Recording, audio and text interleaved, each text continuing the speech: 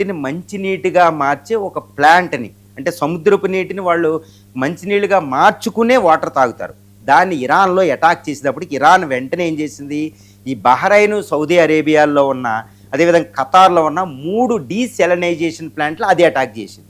ఎంతటి దారుణం అంటే, ఈ వెస్ట్ ఏషియాలో ఆయిల్ దొరుకుతుంది, గ్యాస్ దొరుకుతుంది, వాళ్ళకి ఏం కొరత అనుకుంటాం. వెస్ట్ ఏషియాకి ప్రధానమైన సమస్య ఏంటంటే నీటి కొరత. వాళ్ళు పెట్రోల్ కంటే ఎక్కువ కొరత ఉంటుంది అక్కడ. పెట్రోల్ ఈజీగా దొరికిద్ది కానీ నీళ్లు దొరకవు.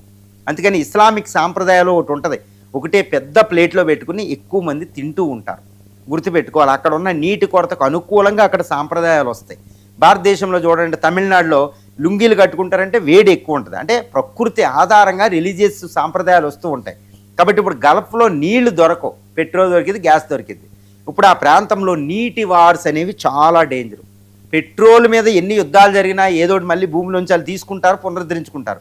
కానీ నీటి యుద్ధాలు ఆ జీవితాలని, అసలు కోట్ల మంది ప్రజల్ని ఈరోజు నీటి కొరతగా నీరు కిటికి దూరం చేస్తూ తాగడానికి కూడా నీళ్లు చుక్కలేవు. ఎందుకంటే మొత్తం గల్ఫ్ ప్రాంతంలో 400 డీసెలనైజేషన్ ప్లాంట్స్ ఉంటాయండి. ఎంత డేంజర్ అంటే, ఈ అటాకులు చేసుకుంటే ఒక్కో డజన్ల కొద్దీ డీసెలనైజేషన్ ప్లాంట్ల మీద అటాక్ చేస్తే మాత్రం ఇంకా ఆ ప్రాంతంలో లక్షలాది మంది చనిపోవచ్చు. ముఖ్యంగా ఈ సమ్మర్లో, ఈ సమ్మరు ఎల్నినో ఎఫెక్ట్ ఉంది ప్రపంచవ్యాప్తంగా, ఉష్ణోగ్రతలు ఎక్కువ ఉంటాయి. కాబట్టి ఈ ఉష్ణోగ్రతలు ఎక్కువ ఉండడం వల్ల డీసెలనైజేషన్ ప్లాంట్స్ అంటే కొన్ని లక్షల మంది ప్రాణాలు పోయే అవకాశం ఉంది, ఒక నీళ్లు దొరక్క ఎడారి ప్రాంతంలో. ఎందుకంటే సౌదీ అరేబియా, ఈ బహ్రైన్, ఖతార్ ఇవేంటంటే సహారా డెజర్ట్ ఎక్స్టెంట్